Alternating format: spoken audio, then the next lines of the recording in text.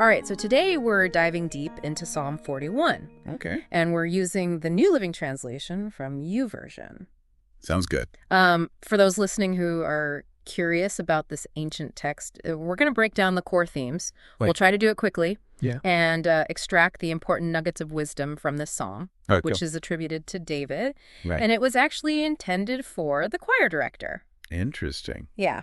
So let's jump right in. Okay, let's do it. Verse 1, it talks about this immediate blessing for those who are kind to the poor. It says, "Oh, the joys of those who are kind to the poor. The Lord rescues them when they are in trouble." Yeah, you see that connection right away. Yeah. It's not just a nice thought. Right. It's an immediate benefit for doing good deeds. It's very striking. Yeah. It's not like a delayed gratification. Exactly. It's like right here, right now. Right. If you're kind to the poor, you're going to get rescued when you're in trouble. Powerful stuff. And then in verse 3, it adds another layer and says, "The Lord nurses them when they are sick and restores them to health." Right. So that speaks to healing and divine support. Yeah, it's like when you're at your most vulnerable, Absolutely. when you're sick, Yeah. there's this idea that God is there to help you get better. Yeah. I think we can all relate to that feeling For sure. of needing that support when we're not feeling well. Definitely. And then verse 4 brings in a new element. It says, "O Lord, have mercy on me, heal me, for I have sinned against you." Right. So here we see the psalmist acknowledging their own failings. Yeah, like a sense of personal accountability. Exactly. It's not just external forces at play. Right. There's an internal reckoning happening here. And then you move into verses 5 through 8.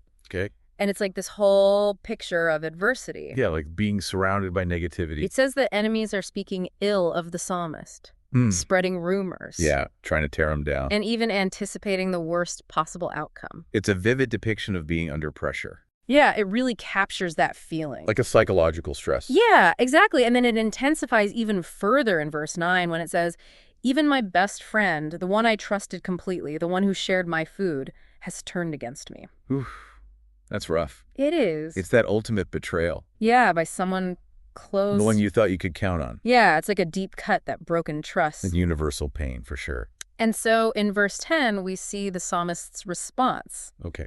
How do they react? It says, "Lord, help me to get up again so I can pay them back." So there's a desire for justice there. Yeah, maybe even revenge. Right. It's a complex emotion. It is. Wanting to see those who hurt you get what they deserve. Yeah, and at the same time, still seeking divine help. It really raises the question of how we should respond to those who wrong us. Such a tough question. It is. But then in verse 11, the tone shifts again. Okay. It says, "I know you are pleased with me, for you have not let my enemies triumph over me." So there's this renewed confidence. It's like a sense of vindication. Yeah, exactly. Like there's a bigger picture at play here. And this continues in verse 12. Yeah. "You have preserved my life because I am innocent. You have brought me into your presence forever." Right, an affirmation of their integrity. Yeah, and this enduring connection with God. Yeah. So what do you make of that claim of innocence? Well, it may not mean absolute perfection, Okay.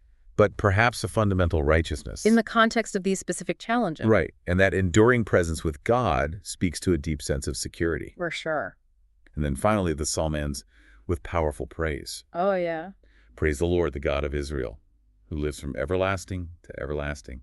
Amen and amen. A powerful ending. Yeah, a strong affirmation of God's eternal nature.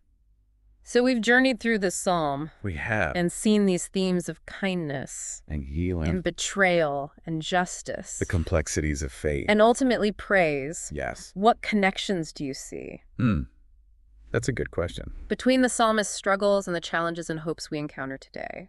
Well, I think there's a lot to unpack there. It's definitely something to think about.